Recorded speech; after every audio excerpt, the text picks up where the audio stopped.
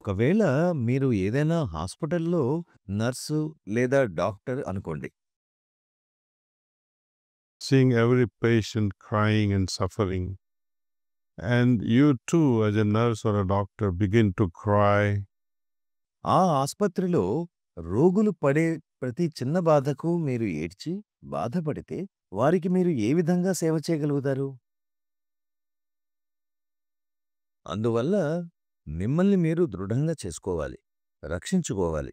మీ చుట్టూ ఒక ఉద్వేగపరమైన కోట నిర్మించుకోండి. అదే సమయంలో దయతో ఉండి మీరు చేయగలిగినంత సేవ చేయండి. If you can play a little role, ఒక చిన్న సహాయం, ఒక చిన్న రొట్టె ముక్క కుక్కకు పంచగలిగితే పంచండి. అంతా మనం ఒక్కరమే చేయలేం. నేను ఒక్కడినే ఈ కాన్హాను నిర్మించాననుకుంటున్నారా? అది అసాధ్యం. మనకు ఒక సైన్యం కావాలి. కేవలం మనుషులే కాదు. వాళ్ళు ఇవ్వగలిగింది, పంచుకోగలిగింది కూడా.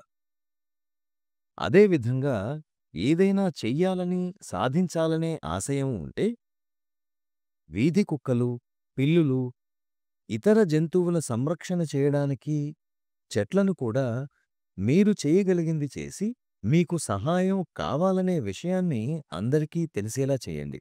అప్పుడు కెన్యాలో ఎంతమంది వ్యక్తులు ఈ ప్రాజెక్టు కోసం ముందుకు వస్తారో చూడండి.